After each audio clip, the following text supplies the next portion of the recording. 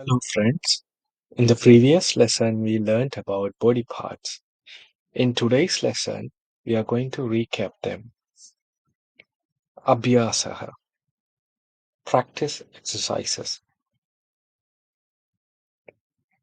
Etat kim, etat kim, etat. Do you remember from the previous lesson? Etat kurparaha, kurparaha. Etat kim, look at the arrow. Etat kim, you remember?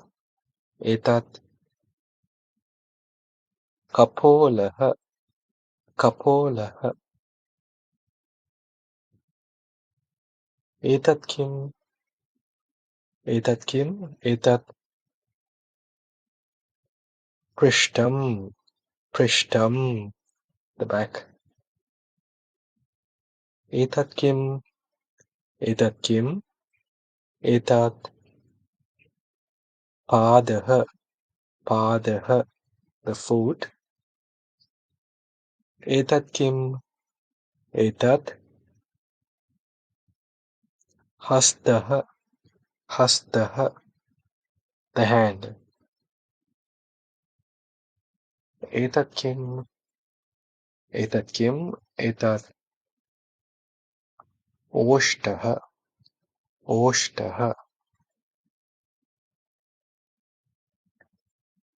Etat kim, etat kim, etat bruhu, bruhu. Etat kim, etat. Try to recall yourself. Etat karnaha, karnaha. Etat kim, etat for forehead. Do you remember? Etat lalatam, lalatam. Etat kim, etat for the whole body. You remember? It is shariram, shariram.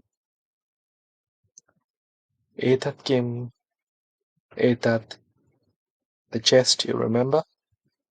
It's vakshasthalam, vakshasthalam. Etat kim, etat keshaha, keshaha, the hair.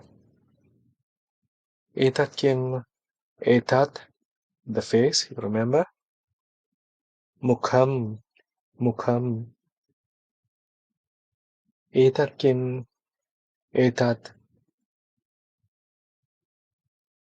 januhu, januhu, the knee.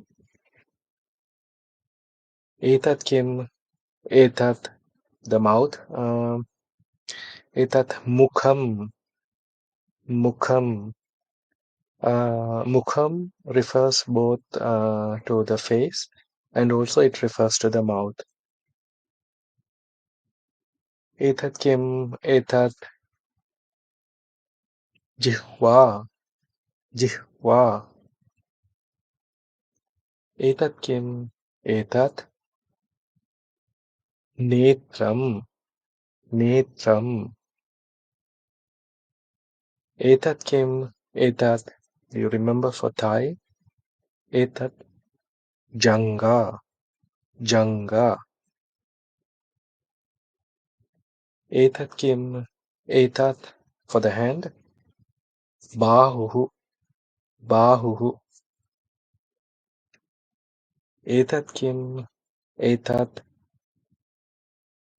manibandaha, manibandaha. That's the wrist. Etat kim, etat skandaha, skandaha. That's the joint. Etat kim, etat nasika, nasika. And the last one, Etat kim? Etat udaram. Udaram. All right. That's all, friends.